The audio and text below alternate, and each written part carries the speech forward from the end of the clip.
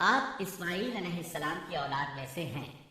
اسماعیل علیہ السلام کی خاطر جب اللہ تعالیٰ نے زمزم کا کنواں جاری کیا تو قبائل جرہم اور ایاد کے خانہ بدوش عرب سیدہ ہاجرہ کی اجازت سے وہاں آ کر رہائش پذیر ہوئے۔ کعبے کے متولی اسماعیل علیہ السلام اور ان کی اولاد رہی۔ ایک عرصے کے بعد بنو جرہم اور سیدنا اسماعیل کی اولاد میں کعبے کی تولیت کے سلسلے میں جھگڑا ہوا تو کعبے کی خدمت اور تولیت اولاد اسماعیل اور بنو جرہم میں تقسیم ہو گئی، اور جب بنو خزاعہ نے لڑ کر مکے پر قبضہ کیا تو ایک مدت تک کعبے کی تولیت بھی ان کے پاس رہی، لیکن بنو اسماعیل بہرحال مکے ہی میں رہے۔ ان کے ایک فرد کلاب نے شمالی عرب میں قبیلہ خزاعہ میں شادی کی، اس سے قصی پیدا ہوئے۔ وہ جوان ہو کر اپنے قبیلے میں واپس آ گئے۔ خسر کی وفات کے بعد قصی نے اپنے ننھیال کی مدد سے بنو خزاعہ کو مجبور کیا کہ وہ شہر چھوڑ کر مضافات میں جا بسا۔ بنو خزاعہ کے سردار نے کعبے کے قیمتی چڑھاووں کو زمزم کے کنویں میں ڈال کر اس کو پاٹ دیا اور کنواں غائب ہو گیا۔ پھر قصی کو بہت بڑا اقتدار حاصل ہوا، اس کی اولاد پھلی پھولی اور اسے قوم کا بہت بڑا سردار تسلیم کیا گیا۔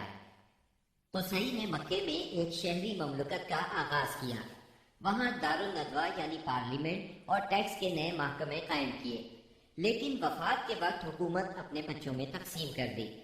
کسی کو کعبے کی رکھوالی سونپی، کسی کو چابی دی، کسی کو فوج کی قیادت تو کسی کو ٹیکس کا حساب کتاب سونپا۔ بعد کی نسلوں میں انتظامات کی مزید تقسیم در تقسیم ہوئی۔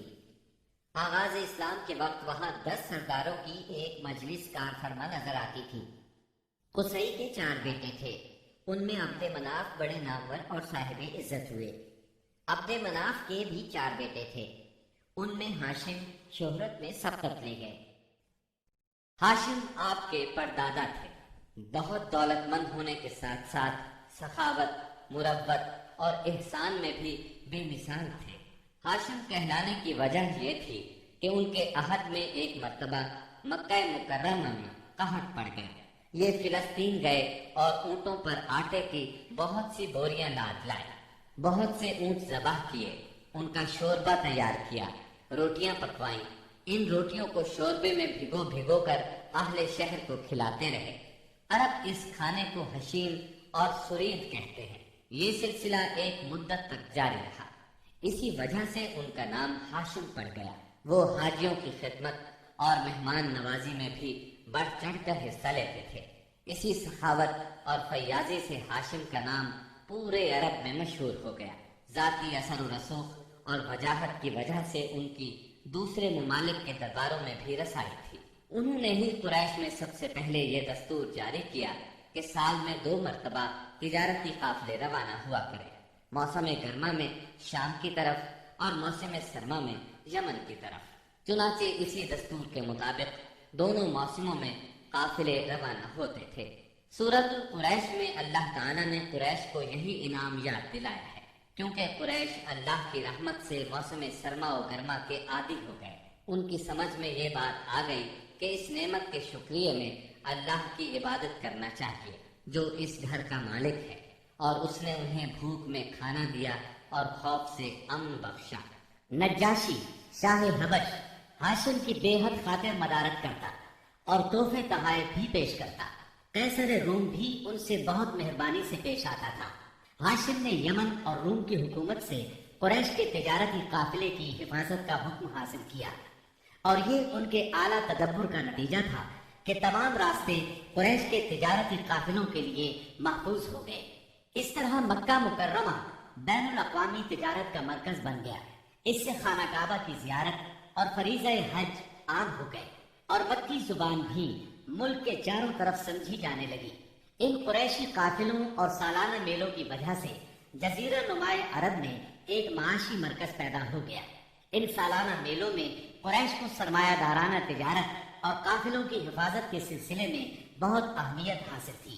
اس طرح مکہ مکرمہ تجارتی مرکز بنا، جس نے سیاسی مرکزیت کا راستہ کھولا جو اسلام کا کارنامہ بننے والا تھا۔ 197 عیسوی کے چند ماہ بعد ہاشم کی بیوی سلمہ بنت عمرو کے ہاں مدینہ منورہ میں شیبہ یعنی عبد المطلب پیدا ہوئے۔ بچے کے سر میں کچھ بال سفید تھے، اس لیے ان کا نام شیبہ رکھا گیا۔ شیبہ کا مطلب ہے بوڑھا۔ ہاشم کی وفات کے بعد ذمہ داریاں ان کے بھائی مطلب نے سنبھال لی تھی۔ گویا مطلب شیبہ کا چچا تھا۔ اس کی وفات کے بعد شیبہ نے رفادہ اور سقایا کی ذمہ داریاں خوبی سے سنبھالی۔ انہوں نے یمن اور حبشہ کے درباروں میں اپنی قوم کی نمائندگی بھی کی۔ ان کی ملکیت میں ایک قدرتی چشمہ بھی تھا۔ ایک دن خواب میں انہیں اشارہ ملا کہ کھلا جگہ کھود کر غائب شدہ زمزم کا کنواں برآمد کریں۔ کھودتے وقت اس سے انہیں دفن شدہ خزانہ بھی ملا جو کعبے کے چڑھاووں پر مشتمل تھا۔ عبد المطلب کو زمزم کی ملکیت کے لیے بہت دشواریاں پیش آئیں، مگر اہل شہر امن پسند تھے۔ انہوں نے طے کیا کہ کسی غیر جانبدار حاکم سے اس کا فیصلہ کرا لیا جائے۔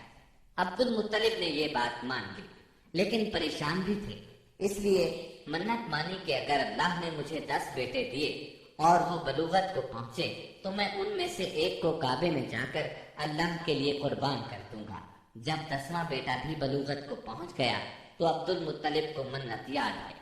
انہوں نے بیٹوں کے درمیان قرعہ ڈالا تاکہ جس کا نام نکلے اسے قربان کر دیں۔ قرعہ نبی اکرم صلی اللہ علیہ وسلم کے والد عبداللہ کے نام نکلا۔ عبد المطلب کا ارادہ دیکھ کر رشتہ داروں اور دوستوں نے دخل اندازی کی اور انہیں مشورہ دیا کہ وہ کسی خاتون عرافہ کے پاس جا کر حل دریافت کریں۔ چنانچہ عبد المطلب ایک عرافہ کے پاس گئے۔ اس نے معاملہ سن کر مشورہ دیا کہ بیٹے اور 10 اونٹوں کے درمیان قرعہ ڈالو۔ اگر عبداللہ کے نام نکلے تو مزید 10 اونٹ بڑھا دو۔ اس طرح خوں بہا کی مقدار میں اضافہ کرتے جاؤ یہاں تک کہ قرعہ خوں بہا پر نکلے۔ انہوں نے قرعہ اندازی شروع کی۔ قرعہ ہر بار عبداللہ کے نام نکلتا رہا۔ یہ 10 اونٹ ہر بار بڑھاتے گئے۔ جب 100 اونٹ پورے ہو گئے تب قرعہ اونٹوں کے نام نکلا۔ عبد المطلب نے 3 بار ایسا کیا تاکہ اطمینان ہو جائے۔ ہر بار 100 اونٹوں ہی کا قرعہ نکلا۔ اب انہیں اطمینان ہو گیا کہ یہی اللہ کو منظور ہے۔ زمزم کے کنویں کی ملکیت حاصل کرنے کے علاوہ عبد المطلب کی زندگی کا دوسرا اہم واقعہ ابرہہ کا بیت اللہ پر حملہ ہے۔ تاریخ میں اس کو واقعہ فیل کے نام سے یاد کیا جاتا ہے۔ ابرہہ ایک عیسائی سردار تھا۔ شاہی حبشہ نجاشی کی طرف سے یمن کا حاکم تھا۔ اس نے دیکھا کہ اہل عرب حج کے لیے مکہ مکرمہ جاتے ہیں اور خانہ کعبہ کا طواف کرتے ہیں، تو اس نے عیسائی مذہب کے نام پر یمن کے شہر صنعاء میں ایک عالیشان گرجا بنوایا۔ عرب میں اس گرجا کی خبر مشہور ہو گئی۔ قبیلہ کنانہ کا ایک آدمی وہاں گیا اور گرجا میں گندگی پھیلا کر بھاگ آیا۔ ابرہہ نے غصے میں آ کر قسم کھائی کہ کعبے کو ڈھا کر دم لے گا۔ چنانچہ وہ ایک لشکر جرار لے کر مکہ مکرمہ کی طرف روانہ ہوا۔ راستے میں عرب کے جس قبیلے نے بھی مزاحمت کی ابرہہ نے اسے تہہ تیغ کر ڈالا، یہاں تک کہ وہ مکہ معظمہ کے قریب پہنچ گیا۔ وہاں کے لوگوں کو اپنے ارادے سے خبردار کرنے کے لیے اس نے اہل مکہ کے جانور پکڑ لیے۔ ان جانوروں میں عبد المطلب کے 200 اونٹ بھی تھے۔ عبد المطلب کو ابرہہ کی چڑھائی کی خبر ملی تو وہ خانہ کعبہ کی دیواروں سے لپٹ گئے اور رو پڑے۔ اللہ سے اپنے گھر کی حفاظت کی دعا کی۔ قریش کے چند سرداروں کو لے کر ابرہہ سے ملنے کے لیے گئے اور اس سے اپنے اونٹوں کی واپسی کا مطالبہ کیا۔ ابرہہ ان کی بات سن کر حیران ہوا اور بولا، تم نے اپنے اونٹوں کی واپسی کی تو بات کی، کعبے کے متعلق ایک لفظ بھی نہیں کہا۔ میں تو یہاں کعبے کو ڈھانے کے لیے آیا ہوں۔ عبد المطلب نے جواب دیا، اونٹ میری ملکیت ہے، اس لیے ان کی رہائی کے لیے چلا آیا۔ کعبے کا مالک اللہ ہے جو اپنے گھر کو بچانے کی پوری طاقت رکھتا ہے۔ ابرہہ نے ان اونٹوں کی واپسی کا حکم دے دیا۔ یہ اپنے اونٹ لے کر مکہ معظمہ واپس آ گئے۔ 60-70 ہزار کا لشکر تھا اور اس میں 9 یا 13 ہاتھی تھے۔ اس لشکر نے آخر مکے پر چڑھائی کی۔ لشکر مکے کے نزدیک پہنچا تو محمود نامی ہاتھی نے مکے میں داخل ہونے سے انکار کر دیا اور وہیں بیٹھ گیا۔ ایسے میں اچانک بحر قلزم کی طرف سے پرندوں کا ٹڈی دل نظر آیا۔ ان کے پنجوں اور چونچوں میں کنکریاں تھیں۔ جن سپاہیوں پر وہ کنکریاں پڑتی ان کے اعضاء کٹنا شروع ہو جاتے۔ ان کنکریوں کے گرنے سے ابرہہ کی فوج اور ہاتھیوں کا جو حشر ہوا وہ بلا شبہ تاریخ عالم کا ایک نہایت حیرت ناک باب ہے۔ خود ابرہہ مشکل سے گرتا پڑتا صنعاء تک پہنچا اور نہایت دردناک عذاب میں گرفتار ہو کر یمن میں مرا۔ عربوں کے ہاں اس سال کو عام الفیل کہتے ہیں۔ ایک مدت تک یہی تقویمی سال شمار ہوتا رہا۔ قرآن کریم میں یہ واقعہ سورہ فیل میں بیان ہوا۔ کیا تم نے نہیں دیکھا تمہارے پروردگار نے ہاتھی والوں کے ساتھ کیا سلوک کیا؟ کیا اس نے ان کی تدبیر کو اکارت نہیں کر دیا اور ان پر پرندوں کے جھنڈ بھیج دیے جو ان پر پکی ہوئی مٹی کے پتھر پھینک رہے تھے؟ پھر ان کا یہ حال کر دیا جیسے جانوروں کا کھایا ہوا بھوسا۔ واقعہ فیل کے 50-55 دن بعد عبد المطلب کعبے کا طواف کر رہے تھے کہ انہیں پوتے کی ولادت کی خوشخبری ملی۔ 75 سالہ دادا بہت خوش ہوئے۔ نبی کریم صلی اللہ علیہ وسلم ان کے پیارے فرزند جناب عبداللہ کی یادگار تھے، جن کی زندگی 100 اونٹوں کی قربانی دے کر بچائی گئی تھی، لیکن پھر اچانک وہ فوت ہو گئے۔ ان کی وفات سے بوڑھے باپ کو جو صدمہ پہنچا تھا، پوتے کی ولادت سے ایک حد تک وہ کم ہو گیا۔ عبداللہ کی والدہ یعنی نبی صلی اللہ علیہ وسلم کی دادی کا نام فاطمہ بنت عمر تھا۔ عبداللہ کے 2 سگے بھائی زبیر اور ابو طالب تھے۔ بی بی آمنہ سے نکاح کے بعد عبداللہ نے رواج کے مطابق 3 دن تک سسرال میں قیام کیا۔ اس کے بعد تجارت کی غرض سے شام چلے گئے۔ واپسی پر یثرب یعنی مدینہ منورہ میں ٹھہرے تاکہ اپنے والد کے حکم کے مطابق کھجوروں کا سودا کریں۔ مدینہ منورہ ہی میں قیام کے دوران وہ بیمار ہو گئے۔ آپ کی بیماری کی خبر مکہ پہنچی تو عبد المطلب نے فوراً اپنے بڑے بیٹے حارث کو عبداللہ کی خبر گیری کے لیے مدینہ روانہ کیا۔ حارث مدینہ پہنچے تو معلوم ہوا 1 ماہ بیمار رہنے کے بعد عبداللہ انتقال کر گئے ہیں۔ انتقال کے وقت انہوں نے 5 اونٹ، چند بکریاں اور 1 باندی چھوڑی، جس کی کنیت ام ایمن اور نام برکت تھا۔ عبداللہ کا انتقال اپنے پیغمبر بیٹے کی ولادت سے چند ماہ پہلے ہی ہو گیا تھا۔ گویا آپ صلی اللہ علیہ وسلم شکم مادر ہی میں یتیم ہو گئے تھے۔ آپ کی والدہ سیدہ آمنہ طہارت نفس، شرافت، عزت، عفت، عصمت اور پاکبازی میں بے مثال تھی۔ اپنی قوم میں سیدۃ النساء کے لقب سے مشہور تھی۔ ددھیال اور ننہیال دونوں کے اعتبار سے آپ عرب کے بہترین قبیلے اور بہترین قوم میں سے تھی۔ ولادت باسعادت کے بعد 3-4 دن تک آپ کی والدہ نے آپ کو دودھ پلایا۔ پھر آپ کے چچا ابو لہب کی آزاد کردہ کنیز سویبہ نے اور پھر حلیمہ سعدیہ نے دودھ پلایا۔ اکثر سیرت نگاروں نے کنیز کا نام سوبیہ ہی لکھا ہے، لیکن دراصل اس کا نام سویبہ تھا۔ جس طرح صحیح بخاری اور سیرت نگاری کے عالمی مقابلے میں اول آنے والی سیرت نبوی پر مستند کتاب الرحیق المختوم میں مذکور ہے، دودھ پلانے کی ذمہ داری ماہ ربیع الاول 52 قبل ہجری یعنی اپریل 571 عیسوی میں سونپی گئی۔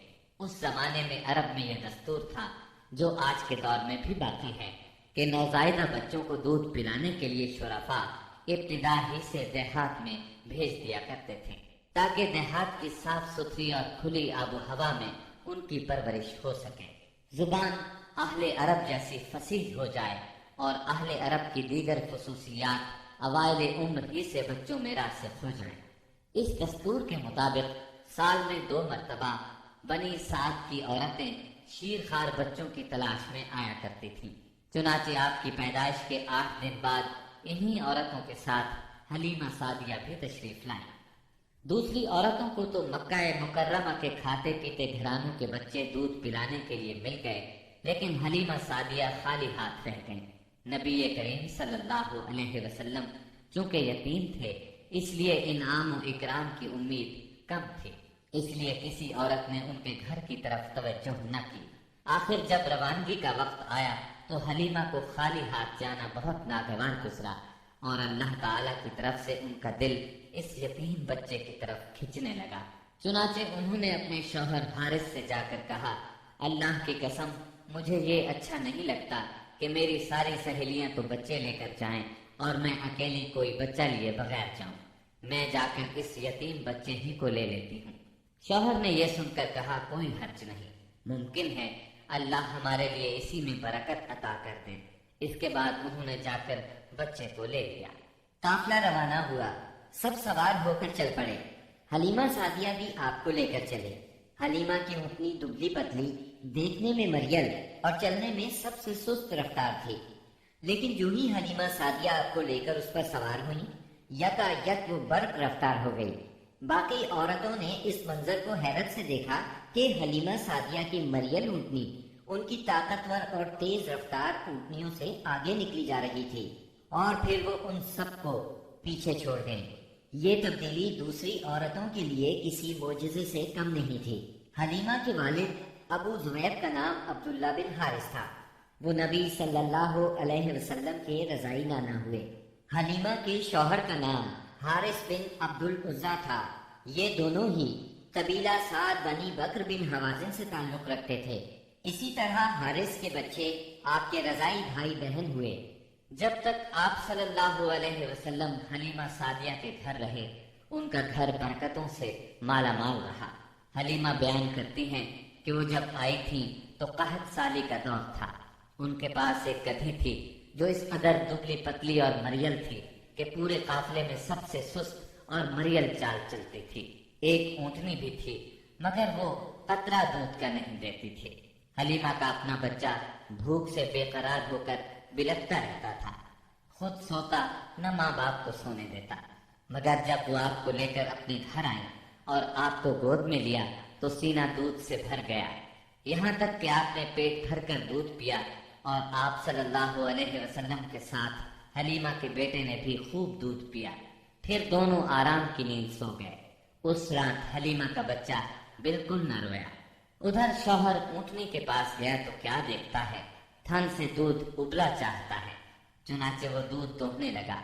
اس نے اس قدر دودھ دوہا کہ گھر کے سب برتن بھر گئے۔ دونوں نے خوب دودھ پیا اور آرام کی نیند سو گئے۔ حلیمہ سعدیہ کا گھرانہ سب سے زیادہ قحط زدہ تھا، لیکن مکے سے واپسی کے بعد ان کی یہ حالت ہوئی کہ جب بکریاں چر کر گھر واپس آئیں تو ان کی کوکھیں نکلی ہوئی تھی اور تھن دودھ سے لبریز تھے۔ اب گھر والے خوب دودھ پینے لگے، جبکہ قحط کی وجہ سے دوسرے گھرانوں کو دودھ بالکل نہیں ملتا تھا۔ یوں اس گھرانے کو مسلسل خیر و برکت نصیب ہوئی۔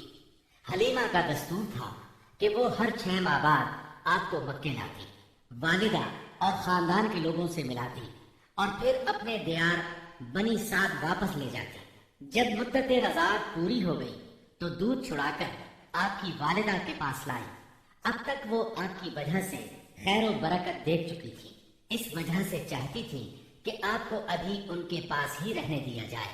چنانچہ انہوں نے آپ کی والدہ سے کہا، کیوں نہ آپ بچے کو ابھی میرے پاس ہی رہنے دیں تاکہ یہ اور مضبوط ہو جائے، مجھے مکے کی وبا سے ڈر لگتا ہے۔ والدہ اس پر راضی ہو گئیں اور حلیمہ آپ کو لے کر خوش خوش اپنے گھر آ گئیں۔ اس طرح آپ قریباً 2 برس تک وہیں رہے۔ پھر آپ کے سینہ مبارک کو چاک کرنے کا واقعہ پیش آیا۔ اس واقعے سے خوفزدہ ہو کر حلیمہ اور ان کے شوہر نے آپ کو آپ کی والدہ آمنہ کے حوالے کر دیا۔ انس بن مالک رضی اللہ عنہ بیان کرتے ہیں، آپ بچوں کے ساتھ کھیل رہے تھے کہ جبریل علیہ السلام تشریف لائے۔ آپ کو لٹا کر سینہ چاک کر دیا، پھر آپ کا دل نکالا اور اس میں سے ایک لوتھڑا نکال کر فرمایا، یہ تم سے شیطان کا حصہ ہے۔ پھر دل کو سونے کے تشت میں زمزم کے پانی سے دھویا اور واپس سینہ مبارک میں رکھ دیا۔ ادھر بچے دوڑ کر حلیمہ سعدیہ کے پاس آئے اور کہنے لگے، محمد کو قتل کر دیا گیا۔ وہ لوگ فوراً آپ کے پاس پہنچے، دیکھا کہ رنگ اترا ہوا ہے۔ سیدنا انس کا بیان ہے کہ میں نبی اکرم صلی اللہ علیہ وسلم کے سینے پر سلائی کا نشان دیکھا کرتا تھا۔ اس واقعے کے بعد آپ کو مکے پہنچا دیا گیا اور آپ نے اپنی ماں کے سایہ محبت میں اپنے خاندان کے اندر کوئی 2 برس گزارے۔ پھر والدہ، دادا اور ام ایمن کے ساتھ مدینہ منورہ کا سفر کیا، جہاں آپ کے والد کی قبر بھی تھی اور دادا کا ننھیال بھی تھا۔ آپ مدینے میں 1 ماہ رہ کر واپس ہوئے تو راستے میں آپ کی والدہ بیمار ہو گئیں اور مقام ابوا پہنچ کر انتقال کر گئیں۔ انا للہ و انا الیہ راجعون۔ انہیں وہیں دفن کیا گیا۔ اب بوڑھے عبد المطلب آپ کو لیے مکے پہنچے۔ ان کے دل پر آپ کی والدہ کی وفات کی وجہ سے گہرا اثر تھا۔ آپ کے لیے ان کے دل میں ایسی محبت پیدا ہوئی کہ خود ان کے اپنے بیٹوں کے لیے ویسی محبت نہ تھی۔ وہ آپ کی بہت قدر کرتے، اپنی اولاد سے بڑھ کر چاہتے، خوب اکرام کرتے، اپنے لیے تیار کرائے گئے خاص فرش پر انہیں بٹھاتے، اس فرش پر کسی اور کو نہ بیٹھنے دیتے، پیٹھ پر ہاتھ پھیرتے، آپ کے نقل و حرکت دیکھ کر خوش ہوتے۔ انہیں یقین تھا کہ مستقبل میں آپ کی نرالی شان ہونے والی ہے، لیکن ابھی آپ کی عمر 8 برس 2 مہینے کی ہوئی تھی کہ عبد المطلب بھی انتقال کر گئے۔ اب آپ کے چچا ابو طالب نے آپ کی کفالت کا بیڑا اٹھایا۔ یہ آپ کے والد کے سگے بھائی تھے۔ انہوں نے بھی آپ سے خاص رحمت اور شفقت برتی۔ وہ مالدار تو نہ تھے، لیکن آپ کی کفالت کے بعد اللہ تعالیٰ نے ان کے تھوڑے سے مال میں اس قدر برکت دی کہ ایک آدمی کا کھانا پورے کنبے کے لیے کافی ہو جاتا تھا۔ خود آپ بھی صبر و قناعت کا نمونہ تھے، جو ملتا اسی پر قناعت فرماتے۔ جب آپ کی عمر 12 برس اور کہا جاتا ہے کہ مزید 2 ماہ اور 10 دن ہوئی تو آپ کے چچا ابو طالب نے تجارت کے لیے ملک شام جانے کا ارادہ کیا۔ آپ کو ان کی جدائی بہت گراں گزری۔ ابو طالب خود بھی متاثر ہوئے، لہٰذا آپ کو اپنے ساتھ لے لیا۔ قافلہ ملک شام کی حدود میں پہنچا تو شہر بصرہ کے قریب پڑاؤ کیا۔ بحیرہ نامی عیسائیوں کا ایک راہب اپنے گرجے سے نکل کر ان کے پاس آیا اور قافلے کے درمیان سے گزر کر نبی صلی اللہ علیہ وسلم کے پاس پہنچا۔ پھر آپ کا ہاتھ پکڑ کر بولا، یہ دنیا کے سردار ہیں، پروردگار عالم کے رسول ہیں، اللہ انہیں رحمت عالم بنا کر بھیجے گا۔ میں انہیں مہر نبوت سے بھی پہچانتا ہوں۔ یہ کندھے کے نیچے نرم ہڈی کے پاس سیب کی طرح ہے اور ہم اس کا ذکر اپنی کتابوں میں بھی پاتے ہیں۔ پھر اس نے قافلے کی دعوت کی اور ابو طالب سے کہا، انہیں یہاں سے واپس بھیج دیں، ملک شام نہ لے جائیں، کیونکہ انہیں یہودیوں سے خطرہ ہے۔ اس پر ابو طالب نے غلاموں کے ہمراہ آپ کو مکے بھیج دیا۔ جب آپ کی عمر 15 برس ہوئی تو ذیقعد کے مہینے میں اوکاس کے بازار میں ایک لڑائی ہوئی۔ اس لڑائی میں ایک طرف قریش کے قبائل تھے اور دوسری طرف قیس اور اعلان کے قبائل تھے۔ دونوں میں گھمسان کا رن پڑا، فریقین کے کتنے ہی آدمی مارے گئے، لیکن پھر انہوں نے صلح کر لی اور طے پایا کہ دونوں طرف کے مقتولین گنے جائیں، جدھر زیادہ ہوں ادھر والے زائد مقتولین کا خون بہا لے گئے۔ اس کے بعد جنگ ختم ہو گئی اور باہمی دشمنی کو ختم کر دیا گیا۔ اس جنگ میں نبی کریم صلی اللہ علیہ وسلم بھی شریک تھے، لیکن آپ نے لڑائی میں براہ راست حصہ نہیں لیا، اپنے چچاؤں کو تیر تھماتے تھے۔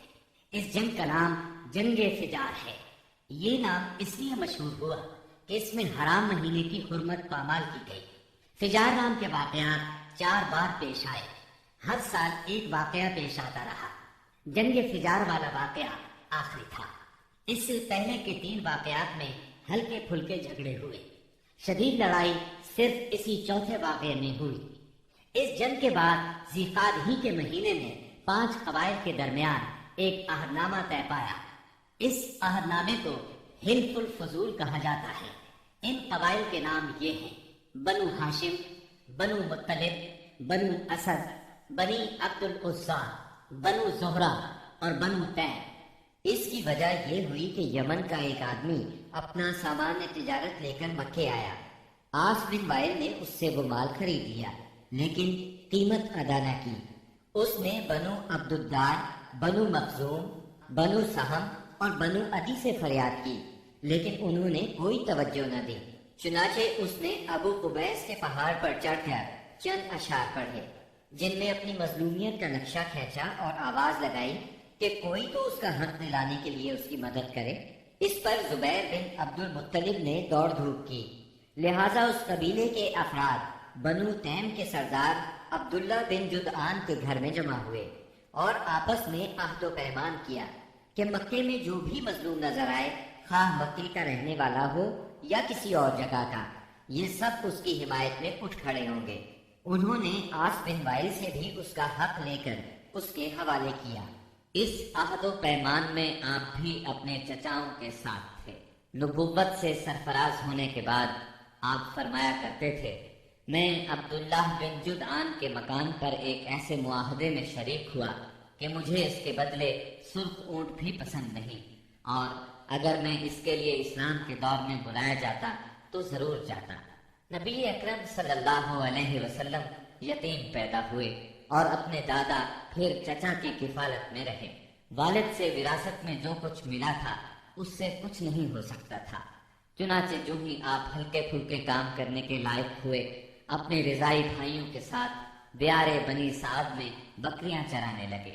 پھر جب مکہ معظمہ آئے تو وہاں بھی چند قیراط کے عوض اہل مکہ کی بکریاں چرائیں۔ قیراط ایک دینار کا 20واں یا 24واں حصہ ہوتا ہے، جس کی قیمت اس زمانے میں بمشکل 80-90 روپے سمجھتے ہیں۔ کم عمری میں بکریاں چرانا انبیاء کی سنت ہے۔ ایک بار عہد نبوت میں آپ نے فرمایا، کوئی بھی نبی نہیں گزرا مگر اس نے بکریاں ضرور چرائیں۔ پھر جب آپ جوان ہو گئے تو تجارت شروع کی۔ بعض روایات کی روح سے آپ صائب بن ابی صائب کے ساتھ مل کر تجارت کرتے تھے۔ آپ تجارت میں بہترین ساتھی تھے، لین دین کے معاملے میں لڑتے جھگڑتے تھے، نہ بحث کرتے تھے۔ تمام معاملات میں آپ حد درجے امانت دار، سچے اور پرہیزگار مشہور تھے۔ زندگی کے سبھی میدانوں میں آپ کا یہی طریقہ تھا۔ اسی بنا پر آپ کا لقب ہی امین مشہور ہو گیا تھا۔ ان تمام وجوہات کی بنا پر آپ کی شہرت سن کر سیدہ خدیجہ نے آپ کو تجارت کے لیے اپنے مال کی پیشکش کی۔ وہ عزت اور مال دونوں لحاظ سے قریش کی ایک معزز خاتون تھی۔ لوگوں کو اجرت دے کر اپنا مال تجارت کے لیے بھیجا کرتی تھی۔ اس پیشکش کے ساتھ انہوں نے یہ بھی کہا کہ وہ آپ کو سب سے اچھی اجرت دے گی۔ چنانچہ آپ نے ان کے غلام میسرہ کے ساتھ شام کا سفر کیا، وہاں خرید و فروخت کی۔ اس خرید و فروخت میں بہت زیادہ نفع ہوا، اس قدر برکت ہوئی کہ پہلے کبھی اتنا منافع نہیں ہوا تھا۔ شام سے آپ مکہ واپس آئے اور سیدہ کی امانت انہیں سونپی۔ سیدہ خدیجہ نے امانت اور برکت کا یہ حال دیکھا تو حیرت زدہ رہ گئیں۔ ادھر میسرہ نے بھی آپ کی باتیں انہیں بتائیں۔ تب سیدہ نے محسوس کر لیا کہ انہیں ان کی مراد مل گئی ہے۔ چنانچہ انہوں نے آپ سے اپنی سہیلی کے ذریعے سے شادی کی خواہش ظاہر کی۔ انہوں نے سیدہ خدیجہ کے چچا عمرو بن اسد کو پیغام بھیجا۔ اس طرح بات طے ہوئی۔ نکاح کا خطبہ ابو طالب نے پڑھا، اس میں اللہ کی حمد و ثنا کی، پھر آپ کے فضل و شرف کا ذکر کیا۔ اس کے بعد ایجاب و قبول کے الفاظ کہے اور مہر بیان کیا۔ یہ ملک شام کے سفر سے واپسی کے 2 مہینے اور چند دن بعد کی بات ہے۔ اس وقت آپ کی عمر 25 سال تھی اور سیدہ خدیجہ کی عمر 40 سال تھی۔ سیدہ خدیجہ کی شادی پہلے عتیق بن عائز مخزومی سے ہوئی تھی، وہ انتقال کر گیا تو ابو حالہ تیمی سے ہوئی، اس سے ایک بچہ بھی ہوا، مگر پھر ابو حالہ بھی فوت ہو گیا۔ اس کے بعد بڑے بڑے سرداران قریش نے شادی کا پیغام دیا، مگر سیدہ خدیجہ راضی نہ ہوئی، یہاں تک کہ اللہ تعالیٰ نے انہیں آپ کی طرف مائل کر دیا، اور اس طرح سیدہ کو آپ صلی اللہ علیہ وسلم کی زوجیت کا شرف حاصل ہوا۔ سیدہ خدیجہ نبی صلی اللہ علیہ وسلم کی پہلی بیوی تھی۔ ان کے جیتے جی آپ نے کسی اور سے شادی نہ کی۔ آپ کی تمام اولاد بھی انہی سے ہوئی، صرف ابراہیم ماریہ قبطیہ سے ہوئے۔ آپ کی اولاد کے نام یہ ہیں، پہلے قاسم پیدا ہوئے، پھر زینب، پھر رقیہ، پھر ام کلثوم، پھر فاطمہ، پھر عبداللہ۔ بعض مورخوں نے تعداد اولاد اور اولاد کی ترتیب اس سے مختلف بھی لکھی ہے۔ آپ صلی اللہ علیہ وسلم کے تمام لڑکے بچپن میں فوت ہو گئے، البتہ تمام بچیوں نے عہد نبوت کو پایا، اسلام لائی اور ہجرت بھی کی، اور سب کی سب آپ کی زندگی ہی میں انتقال کر گئی۔ صرف سیدہ فاطمہ آپ کے 6 ماہ بعد فوت ہوئی۔ آپ کی عمر کا 35واں سال تھا کہ ایک زوردار سیلاب آیا، اس سے خانہ کعبہ کی دیواریں پھٹ گئیں۔ ایک بار پہلے آگ بھی لگی تھی، اس لیے آگ کی وجہ سے دیواریں کمزور ہو چکی تھیں۔ اب قریش نے فیصلہ کیا کہ خانہ کعبہ کی نئے سرے سے تعمیر کی جائے۔ اس موقع پر انہوں نے فیصلہ کیا کہ اس تعمیر میں صرف حلال مال ہی خرچ کریں گے، چنانچہ رنڈی کی اجرت، سود کی دولت اور کسی کا ناحق لیا ہوا مال اس میں استعمال نہیں کریں گے۔ انہیں خانہ کعبہ گراتے ہوئے ڈر بھی لگ رہا تھا کہ کہیں اللہ کا عذاب نہ ٹوٹ پڑے۔ آخر کار ولید بن مغیرہ نے یہ کہہ کر ڈھانا شروع کر دیا کہ اللہ مصلحین کو ہلاک نہیں کرتا۔ جب لوگوں نے دیکھا کہ اسے کچھ نہیں ہوا تو وہ بھی اس کام میں شریک ہو گئے اور سیدنا ابراہیم علیہ السلام والی بنیاد تک خانہ کعبہ گرا ڈالا۔ اس کے بعد تعمیر شروع کی۔ تعمیر کے لیے ہر قبیلے کا الگ الگ حصہ مقرر تھا۔ معززین اپنے کاندھوں پر پتھر لاتے اور ڈھیر لگاتے۔ نبی کریم صلی اللہ علیہ وسلم اور آپ کے چچا عباس بھی پتھر ڈھو رہے تھے۔ تعمیر کا کام باقوم نامی ایک رومی معمار کر رہا تھا۔ مال چونکہ اس قدر جمع نہ ہو سکا تھا کہ سیدنا ابراہیم علیہ السلام والی بنیادوں پر تعمیر مکمل کی جا سکتی، اس لیے شمال کی طرف سے قریباً 6 ہاتھ چھوڑ کر اس پر ایک چھوٹی سی دیوار اٹھا دی گئی تاکہ علامت باقی رہے کہ یہ بھی خانہ کعبہ کا حصہ ہے۔ اس کو ہجر اور حتیم کہتے ہیں۔ جب دیوار حجر اسود تک اٹھ گئی تو ہر سردار نے چاہا حجر اسود کو اس کی جگہ رکھنے کا شرف اسے حاصل ہو۔ اس پر سخت جھگڑا اٹھ کھڑا ہوا جو 4-5 روز تک جاری رہا۔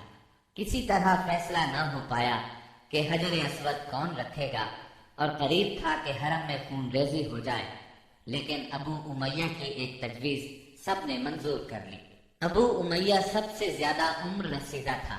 اس نے کہا، میری تجویز یہ ہے کہ کل صبح مسجد حرام کے دروازے سے جو شخص سب سے پہلے داخل ہو اس سے فیصلہ کرا لیا جائے، یعنی وہ جس کے حق میں فیصلہ دے دے حجر اسود وہی اس کی جگہ پر رکھے گا۔ دوسرے دن صبح سویرے جو شخص سب سے پہلے داخل ہوا وہ نبی اکرم صلی اللہ علیہ وسلم تھے۔ قریش آپ کو دیکھتے ہی بول پڑے، هذا الامین رضینا هذا محمد، یہ تو محمد ہیں جو کہ امین ہیں، ہم ان سے راضی ہیں۔ پھر آپ ان کے نزدیک پہنچے تو آپ کو تفصیل سنائی گئی۔ آپ نے اس مسئلے کا حل یہ نکالا کہ ایک چادر لی، اس میں حجر اسود کو رکھا اور سب سرداروں سے کہا اس چادر کو سب لوگ کناروں سے پکڑ کر اٹھائیں۔ سب نے ایسا ہی کیا۔ جب چادر حجر اسود کی جگہ پہنچ گئی تو آپ نے اپنے مبارک ہاتھوں سے حجر اسود کو اس کی جگہ پر رکھ دیا۔ یہ اس قدر عمدہ فیصلہ تھا کہ سب خوش ہو گئے۔ نبی کریم صلی اللہ علیہ وسلم بچپن ہی سے عقل سلیم کے مالک تھے، پاک دامن تھے، بھرپور قوت کے مالک تھے۔ جوانی اور پختگی کا زمانہ آیا تو آپ کی خوبیاں اور زیادہ نکھر کر سامنے آئیں۔ آپ درست سوچ، صحیح نظر، بہترین اخلاق اور عمدہ عادات کا سب سے بلند نمونہ تھے۔ سچائی اور امانت، صبر و شکر، حیا اور وفا، خیر خواہی اور تواضع سبھی میں ممتاز تھے۔ بھلائی اور احسان میں آپ کا کوئی ثانی نہیں تھا۔ ابو طالب نے کیا خوب کہا ہے، ابیض یستسقى الغمام بوجهه ثمار الیتامى عصمۃ للآمل، وہ گورے مکھڑے والا جس کی برکت سے ابر رحمت برستا ہے، وہ یتیموں کا سہارا اور بیواؤں کا نگہبان ہے۔ آپ بہت صلہ رحمی کرنے والے تھے، لوگوں کا بوجھ اپنے سر لیتے تھے، کنگال کی ایسی مدد فرماتے کہ مالدار ہو جاتا یا روزگار سے لگ جاتا، مہمان کی مہمانی کرتے اور مصیبت کے مارے ہوں سے تعاون فرماتے۔ اللہ تعالیٰ نے آپ کی حفاظت اور نگہبانی کا خاص انتظام فرمایا تھا، اور قوم کے اندر پھیلی ہوئی خرافات اور برائیوں کے خلاف آپ کے دل میں نفرت ڈال دی تھی، चुनाचे आप बुतों की ईद पर हाजिर होते, न शिर्क के मेलों में जाते, और न आप आस्थानों या गैरुल्लाह के नाम पर ज़बह किया हुआ जानवर खाते, न बुतों ही को छूते और न उनसे तकर्रुब हासिल करते थे। लात और उज्जा की कसम तो सुनना भी गवारा न फरमाते। शराब नोशी और खेल कूद की मजलिसों से आप इंतहाई दूर थे। ऐसी किसी मजलिस में आपने कभी शिरकत न फरमाई, जबकि यही मजलिस जवानों की तफरीह और दोस्तों से मुलाकात के मुकामात थी। अल्लाह ने आपको खलवत पसंदी अता फरमाई थी। अरबों की जहालत और गुनाह आलूद जिंदगी ने आपको अफसुर्दा और गमगीन बना दिया था। आप अपने अतराफ में फैली हुई इंसानी इज्तिमाई जिंदगी का मुशाहदा फरमाते तो आपको ये महसूस करके दुख होता कि एक अल्लाह की इबादत का तसव्वुर देने वाले दीन को वो लोग बिल्कुल भूल चुके थे। उस दीन को जो उनके जद्दे अमजद सैयदना इब्राहीम अलैहिस्सलाम का दीन था, उसे बिल्कुल फरामोश कर चुके थे। वो अपने हाथों से काबे की तामीर नौ बड़े एहतराम से करते थे, लेकिन खाना काबा में बुत रखकर उनकी पूजा करते थे। ये शिर्क नहीं तो और क्या है? मुनाफिकत, और कहते किसको है? जुआ, शराब नोशी, बुत परस्ती और बेहयाई माशरे का जुज बन चुकी है। अल्लाह ताला की वहदानियत का तसव्वुर तो पाया जाता है, मगर इस तसव्वुर को बुत परस्ती के ज़ौक़ और शौक ने बहुत धुंधला कर दिया है। बुतों की शक्ल में अपने माबूद घर लिए हैं। हर कबीले और हर खानदान का एक पसंदीदा बुत है और काबे में 360 बुत रखे हुए हैं। बुत परस्ती के शौक का ये आलम है कि कुरैश सफर में जाते हैं तो सत्तू के बुत बना लेते हैं और जब जरूरत पड़ती है तो अपने माबूदों को घोल कर पी लेते हैं। कुरैश के मुआशरे और अरब के माहौल में औरत बेचारी की हालत इस कदर पस्त, जलील और रद्दी है कि वो ऊँटों, बकरियों और गल्ले की तरह तिजारत की चीज बन चुकी है। शादियों पर कोई पाबंदी, कोई रोक नहीं। एक मर्द जितनी औरतों से चाहे शादी कर सकता है और दूसरी तरफ औरत भी जितने मर्दों को पसंद करे उनसे ताल्लुक पैदा कर सकती है। चोरी छुपे आशनाई से लेकर खुली बेहयाई तक हर बुराई की जाती है। पस्ती और गिरावट की इंतहा है कि मनकूला और मौरूसी जायदाद की तरह बाप की बीवियां भी बेटे को वर्षे में मिलती हैं और वो अपनी हकीकी माँ के सिवा अपनी सुतेली माओं से शादी करने में किसी किस्म की आर महसूस नहीं करता।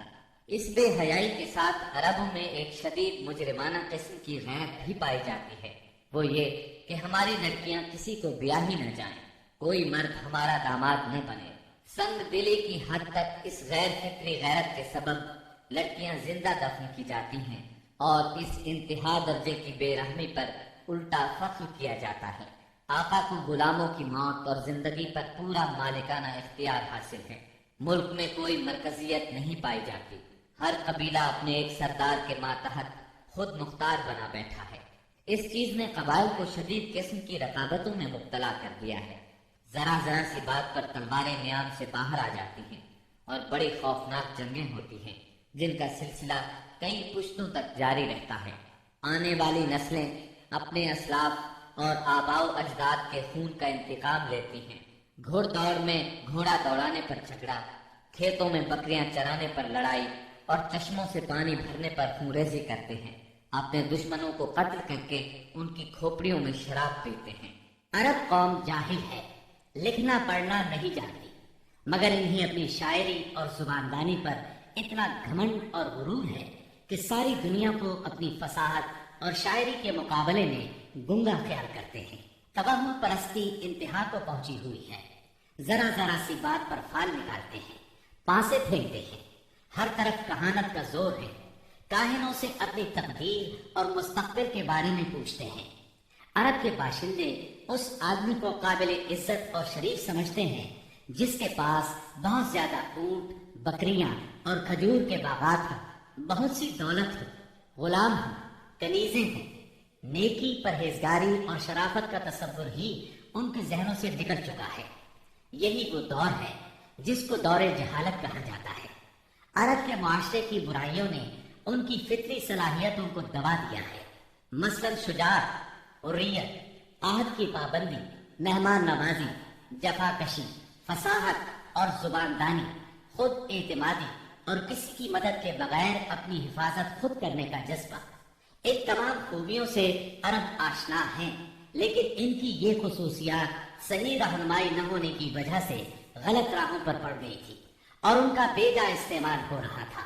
ملک میں بعض ایسے قبائل بھی پائے جاتے تھے جو خانہ بدوش تھے، جہاں پانی کا چشمہ، سبزہ اور کھجوروں کے جھڑ نظر آئے وہیں ڈیرے ڈال دیے، اور جب یہاں سے جی اکتا گیا تو اپنا مختصر سا سامان اونٹوں پر لاد کر وہاں سے چل دیے۔ یہ تھے عرب کے افسوسناک حالات، لیکن یہ یہاں تک محدود نہیں تھے۔ اس زمانے میں دنیا کے گوشے گوشے میں ایسی ہی پستی پائی جاتی تھی۔ کہیں آگ کی پوجا ہوتی تھی، کہیں محبت اور نفرت کے دیوتاؤں کے آگے سر جھکائے جاتے تھے۔ غرض اللہ تعالیٰ کے سوا اس کی ساری مخلوق کی عبادت ہو رہی تھی۔ حد یہ ہے کہ سانپ، درخت اور بندر تک معبود بنے ہوئے تھے۔ پتھر، جانور، چاند، سورج اور ستارے، یہاں تک کہ زمین پر رینگنے والے کیڑوں تک کی پرستش نے ساری دنیا کو شرک کا گڑھ بنا دیا تھا۔ ہر طرف جہالت کا اندھیرا اور شرک و کفر کی تاریکیاں چھائی ہوئی تھیں۔ ان سب میں صراط مستقیم گم ہو کر رہ گیا تھا۔ اہل عرب کی حالت زار پر پڑھنے کے علاوہ آپ اپنی خلوت و تنہائی میں زندگی اور کائنات کے رازوں پر بھی غور و فکر کیا کرتے تھے اور سوچا کرتے تھے کہ زندگی کیا ہے، کائنات کیا ہے، یہ چاند، سورج، ستارے کیوں کر بنے، کائنات کیوں تخلیق کی گئی، کس نے کی، زندگی کا ظہور کب ہوا، کیسے ہوا۔ یہ وہ دن تھے جب آپ تنہائی میں غور و فکر کی ضرورت کے ساتھ ساتھ عبادت کو بھی لازمی سمجھتے تھے۔ عبادت آپ کی روح کی ضرورت تھی، لہذا آپ رمضان بھر غار حرا میں قیام فرماتے، آنے جانے والے مسکینوں کو کھانا کھلاتے اور بقیہ اوقات اللہ تعالیٰ کی عبادت میں گزار دیتے۔ غار حرا مکہ مکرمہ کے مشرق میں خانہ کعبہ سے کوئی 3 میل دور جبل النور کی چوٹی پر واقع ہے۔ خلوت اور گوشہ تنہائی کی تلاش میں آپ غار حرا پہنچے۔ یہ چونکہ کعبہ کے سامنے تھا اور وہاں کامل تنہائی اور یکسوئی تھی، اسی لیے آپ کو بہت پسند آیا۔ رمضان کا مہینہ اور پیر کا دن تھا۔ آپ غار حرا کے اندر ذکر الہی اور عبادت میں مشغول تھے کہ یکایک جبریل علیہ السلام نازل ہوئے اور آپ کو وحی اور نبوت سے نوازا۔ سیدہ عائشہ رضی اللہ عنہا فرماتی ہیں، رسول اللہ صلی اللہ علیہ وسلم پر وحی کا آغاز نیند میں اچھے خواب سے ہوا۔ آپ جو خواب دیکھتے وہ سفیدہ سحر کی طرح نمودار ہوتا۔ پھر آپ کو تنہائی پسند آنے لگی، چنانچہ آپ غار حرا میں خلوت فرمانے لگے اور کئی رات گھر آئے بغیر عبادت کرتے اور اس عرصے کے لیے توشہ بھی ساتھ لے جاتے۔ پھر سیدہ خدیجہ رضی اللہ عنہا کے پاس تشریف لاتے اور اتنی مدت کے لیے پھر توشہ لے جاتے، یہاں تک کہ آپ غار حرا میں تھے کہ آپ کے پاس حق آ گیا، یعنی فرشتہ آپ کے پاس آیا اور کہا اقرا، یعنی پڑھیے۔ آپ نے فرمایا میں پڑھنا نہیں جانتا۔ رسول اللہ صلی اللہ علیہ وسلم فرماتے ہیں کہ اس پر اس نے مجھے پکڑ لیا اور اس زور سے دبوچا کہ مجھے چور کر ڈالا، اور پھر مجھے چھوڑ کر کہا اقرا، یعنی پڑھیے۔ میں نے پھر کہا میں پڑھنا نہیں جانتا۔ اس نے پھر مجھے پکڑ کر دبوچا اور چور کر ڈالا، پھر چھوڑ کر کہا اقرا، پڑھیے۔ میں نے پھر کہا میں پڑھا ہوا نہیں ہوں۔ اب اس نے تیسری بار دبوچا، پڑھ اپنے اس پروردگار کے نام سے جس نے پیدا کیا، انسان کو لوتھڑے سے پیدا کیا۔ پڑھ تیرا رب بڑا کریم ہے، جس نے قلم کے ذریعے سے علم دیا، انسان کو وہ بات سکھائی جسے وہ جانتا نہ تھا۔ اب آپ نے یہ آیات پڑھ دی، پھر آپ ان آیات کو لے کر واپس آئے۔ آپ کا دل کانپ رہا تھا۔ آپ نے سیدہ خدیجہ رضی اللہ عنہا کے پاس پہنچ کر فرمایا مجھے چادر اڑا دو، مجھے چادر اڑا دو۔ انہوں نے چادر اڑا دی، یہاں تک کہ دہشت جاتی رہی۔ پھر آپ نے سیدہ خدیجہ کو واقعہ سنایا اور فرمایا مجھے اپنی جان کا خوف ہے۔ انہوں نے کہا اللہ کی قسم ایسا ہرگز نہیں ہو سکتا، اللہ آپ کو کبھی رسوا نہیں کرے گا۔ آپ صلہ رحمی کرتے ہیں، بے سہاروں کا بوجھ اٹھاتے ہیں، خالی ہاتھ لوگوں کی مدد کرتے ہیں، مہمان کی مہمانی کرتے ہیں اور حق کے سلسلے میں پیش آنے والے مصائب میں مدد کرتے ہیں۔ اس کے بعد سیدہ خدیجہ آپ کو اپنے چچا زاد بھائی ورقہ بن نوفل کے پاس لے گئی۔ یہ جاہلیت کے دور میں عیسائی ہو گئے تھے، عبرانی لکھنا پڑھنا جانتے تھے اور عبرانی میں انجیل لکھتے تھے۔ اس وقت بوڑھے اور نابینا ہو چکے تھے۔ سیدہ خدیجہ رضی اللہ عنہا نے ان سے کہا، بھائی جان آپ اپنے بھتیجے کی بات سنیں۔ ورقہ بن نوفل نے کہا، بھتیجے کہو تم کیا کہتے ہو؟ آپ نے جو کچھ دیکھا تھا بیان کر دیا۔ اس پر ورقہ بولے، یہ تو وہی فرشتہ ہے جو موسیٰ علیہ السلام پر نازل ہوا تھا۔ کاش میں اس وقت زندہ ہوتا جب آپ کی قوم آپ کو نکال دے گی۔ آپ نے حیران ہو کر فرمایا، میری قوم مجھے نکال دے گی؟ ورقہ بن نوفل بولے، ہاں، کوئی ایسا آدمی نہیں جو تم جیسا پیغام لایا ہو اور اس سے دشمنی نہ کی گئی ہو، اور اگر میں اس وقت تک زندہ رہا تو تمہاری زبردست مدد کروں گا۔ لیکن اس کے بعد جلد ہی ورقہ بن نوفل فوت ہو گئے اور ادھر وحی کا سلسلہ رک گیا۔ وحی کی بندش سے آپ کو سخت رنج و ملال ہوا، لیکن مصلحت الہی اسی میں تھی، کیونکہ اس طرح خوف جاتا رہا، معاملے کی نوعیت سمجھنے کا موقع ملا اور دوبارہ وحی کی مشقت برداشت کرنے پر طبیعت صرف آمادہ ہی نہیں ہوئی بلکہ ایک گنا شوق اور طلب بھی پیدا ہوئی، اور آپ دوبارہ وحی کا انتظار کرنے لگے۔ ادھر آپ گوشہ نشینی کی بقیہ مدت پوری کرنے کے لیے ورقہ کے پاس سے پلٹ کر دوبارہ غار حرا میں تشریف لا چکے تھے۔ جب ماہ رمضان ختم ہو گیا اور آپ کی اعتکاف کی مدت پوری ہو گئی تو عادت کے مطابق پہلی شوال کی صبح حرا سے اتر کر مکہ معظمہ روانہ ہوئے۔ نبی کریم صلی اللہ علیہ وسلم ارشاد فرماتے ہیں، میں پہاڑ سے اتر کر میدان میں پہنچا تو مجھے پکارا گیا۔ میں نے دائیں دیکھا، کچھ دکھائی نہ دیا، بائیں دیکھا تو بھی کچھ دکھائی نہ دیا، سامنے دیکھا تو بھی کچھ دکھائی نہ دیا، پھر پیچھے دیکھا تو وہاں بھی کچھ نظر نہ آیا۔ اس کے بعد میں نے سر اوپر اٹھایا تو کیا دیکھتا ہوں کہ جو فرشتہ حرا میں میرے پاس آیا تھا وہی آسمان و زمین کے درمیان موجود ہے۔ یہ دیکھ کر میرا پورا وجود اس کے روب سے بھر گیا، یہاں تک کہ میں زمین کی طرف جھک گیا۔ پھر میں خدیجہ کے پاس آیا اور کہا، مجھے چادر اڑا دو، مجھے چادر اڑا دو، مجھے کمبل اڑا دو، ٹھنڈے پانی کے چھینٹے مارو۔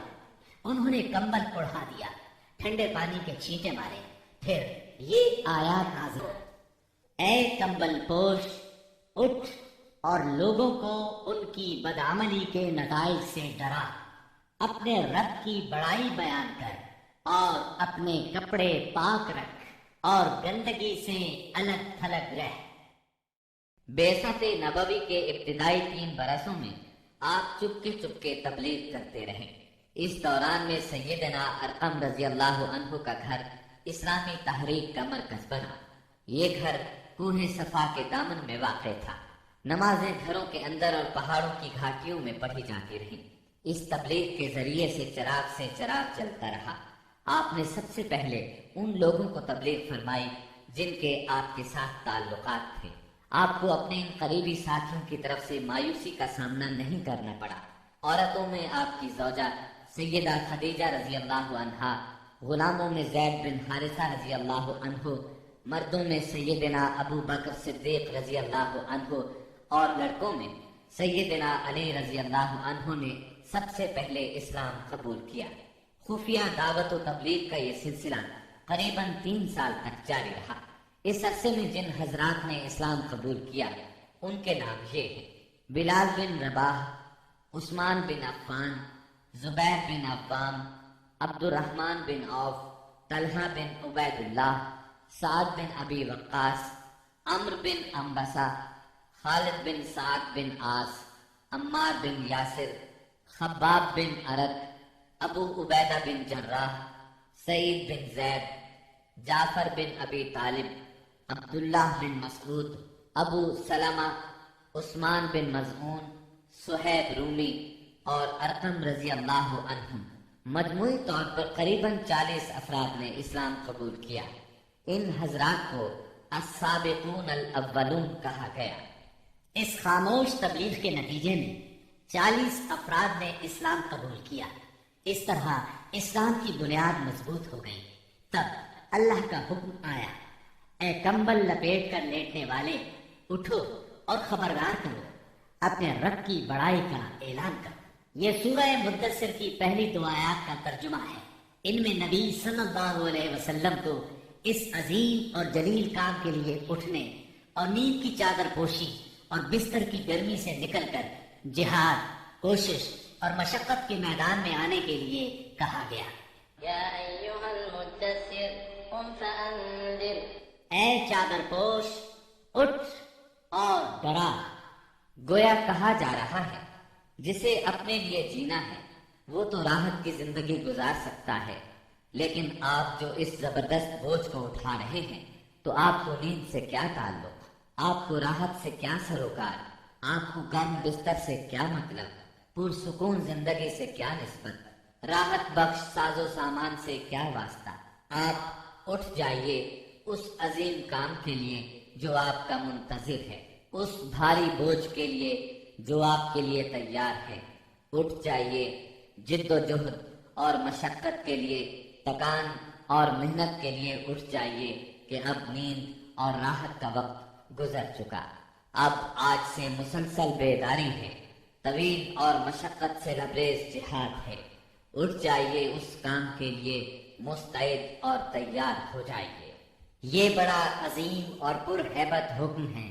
اس نے نبی صلی اللہ علیہ وسلم کو پرسکون گھر، گرم آغوش اور نرم بستر سے کھینچ کر تند طوفانوں اور تیز جھکڑوں کے درمیان انتہائی گہرے سمندر میں لا کھڑا کیا، لوگوں کے ضمیر اور زندگی کے حقائق کی کشاکشی کے درمیان پہنچا دیا۔ پھر رسول اللہ صلی اللہ علیہ وسلم اٹھ گئے اور قریباً 20 سال تک اٹھے رہے۔ آپ نے اپنا چین، سکون اور آرام چھوڑ دیا۔ زندگی اپنے لیے نہ رہی، اہل و عیال کی نہ رہی۔ آپ اٹھے تو پھر اٹھے ہی رہے۔ کام اللہ کی طرف دعوت دینا تھا۔ آپ نے یہ کمر توڑ بارے گراں اپنے کندھوں پر کسی دباؤ کے بغیر اٹھا لیا۔ یہ بوجھ تھا، اس روئے زمین پر امانت کبریٰ کا بوجھ، ساری انسانیت کا بوجھ، سارے عقیدے کا بوجھ، میدانوں میں جہاد اور دفاع کا بوجھ۔ آپ نے 20 سال سے زیادہ عرصے تک مسلسل اور ہمہ گیر مارکا آرائی میں زندگی بسر کی، اور اس پورے عرصے میں جب سے آپ نے وہ آسمانی ندا، اللہ کی آواز سنی اور یہ بھاری ذمہ داری پائی، آپ کو کوئی ایک حالت کسی دوسری حالت سے غافل نہ کر سکی۔ اللہ آپ کو ہماری طرف سے اور ساری انسانیت کی طرف سے بہترین اجر عطا فرمائے، آمین۔ پھر اللہ تعالی نے آپ کو حکم دیا، اے نبی، جس بات کا آپ کو حکم دیا گیا ہے اس کا صاف صاف اعلان کر دیجئے اور مشرکین سے رخ پھیر لیجئے۔ پھر مزید حکم ہوا، اور سب سے پہلے اپنے قریبی رشتہ داروں کو کفر اور شرک سے ڈرائیے، اور جو ایمان لے آئے اور آپ کی پیروی کرے اس کے ساتھ نرمی اور شفقت کا معاملہ فرمائیے۔ جب آپ کو عام دعوت دینے کا حکم دیا گیا اور یہ ہدایت نازل ہوئی کہ آپ اپنے قریب ترین عزیزوں کو سب سے پہلے اللہ کے عذاب سے ڈرائیں، تو آپ نے صبح سویرے کوہ صفا پر چڑھ کر بلند آواز سے پکارا، یا صباحا۔ عرب میں یہ صدا وہ شخص لگاتا تھا جو صبح کے جھٹپٹے میں کسی دشمن کو اپنے قبیلے پر حملہ کرنے کے لیے آتے دیکھ لیتا تھا۔ آپ کی یہ آواز سن کر لوگوں نے پوچھا، یہ کون پکار رہا ہے؟ بتایا گیا، یہ محمد کی آواز ہے۔ اس پر قریش کے تمام خاندانوں کے لوگ آپ کی طرف دوڑ پڑے۔ جو خود آ سکتا تھا وہ خود آیا، جو نہیں آ سکتا تھا اس نے اپنی طرف سے کسی کو بھیج دیا۔ جب سب لوگ جمع ہو گئے تو آپ نے قریش کے ایک ایک خاندان کا نام لے لے کر پکارا، اے بنی ہاشم، اے بنی عبد المطلب، اے بنی فہر، اگر میں تمہیں یہ بتاؤں کہ اس پہاڑ کے پیچھے ایک لشکر تم پر حملہ کرنے کے لیے تیار ہے تو کیا تم میری بات کو سچ مانو گے؟ کیونکہ میں ایسی جگہ کھڑا ہوں جہاں سے میں ادھر بھی دیکھ رہا ہوں اور ادھر بھی۔ سب نے یک زبان ہو کر کہا، ہم آپ کی بات فوراً مان لیں گے۔ ہم نے کبھی آپ کو جھوٹا نہیں پایا، ہم نے ہمیشہ آپ کو سچا ہی پایا ہے۔ تب آپ نے فرمایا میں تمہیں ایک سخت عذاب سے پہلے خبردار کرنے کے لیے بھیجا گیا ہوں۔ آپ کا چچا ابو لہب بھی اس مجمع میں موجود تھا۔ وہ آپ کا خطاب سن کر سخت برہم ہوا، کہنے لگا ستیہ ناش جائے تیرا، کیا اس لیے تو نے ہمیں جمع کیا ہے؟ ایک روایت میں یہ بھی ہے کہ اس نے پتھر اٹھایا تاکہ آپ کو کھینچ مارے۔ اس طرح مکے میں اعلانیہ تبلیغ کی ابتدا ہوئی، لوگ مسلمان ہونے لگے۔ مسلمان ہونے والوں میں زیادہ تر نوجوان لوگ تھے۔ اس طرح ان کے بڑوں کو بہت دکھ ہوا کہ ہماری اجازت اور مرضی کے بغیر یہ کیوں پرانے قومی دین سے پھر گئے۔ ان لوگوں نے اپنے نو عمر رشتہ داروں کو طرح طرح سے اذیتیں دی، مارا پیٹا، بیڑیاں لگا کر قید کیا، چھت کے بغیر کمروں میں بند کیا، تپتی ریت پر ننگے بدن لٹایا، مگر یہ تمام اذیتیں بے اثر رہیں۔ ان لوگوں میں آزاد مرد اور عورتیں بھی تھیں، لونڈی اور غلام بھی تھے۔ لونڈیوں اور غلاموں کو ان کے آقاؤں نے شدید تکالیف پہنچائیں۔ اسی طرح موالی بھی تھے، یعنی غیر قبیلوں کے عرب، جو اہل مکہ میں کسی ایک کے ساتھ کسی معاہدے کے ذریعے سے موالی بن گئے تھے، مطلب یہ کہ ان کے حلیف بن گئے تھے۔ ان میں سے ایک سیدنا عمار بن یاسر رضی اللہ عنہ کا خاندان بھی تھا۔ ان کے خاندان کو خاص طور پر ظلم کا نشانہ بنایا گیا۔ سیدنا یاسر رضی اللہ عنہ پر اتنا ظلم ڈھایا گیا کہ وہ شہید ہو گئے۔ سیدہ سمیہ رضی اللہ عنہا جو سیدنا عمار کی والدہ تھی، انہیں ابو جہل نے نیزہ مار کر شہید کر دیا۔ یہ اسلام میں پہلی شہید خاتون ہیں۔ جب بھی قرآن کریم میں بت پرستی کے خلاف سخت آیات نازل ہوئیں، مثلا سورہ انبیاء کی آیت 98 میں ارشاد ہوا إنكم وما تعبدون من دون الله حصب جهنم أنتم لها واردون۔ بے شک تم اور وہ بت جن کو تم اللہ کے سوا پوجا کرتے ہو سب دوزخ کا ایندھن ہوں گے اور تم سب اس میں داخل ہو کر رہو گے۔ اس پر مشرکین کے ظلم و ستم میں اور شدت آ گئی۔ آپ کی ذات کے خلاف اور اسلام کے حلقے میں داخل ہونے والوں کے خلاف تیزی آ گئی۔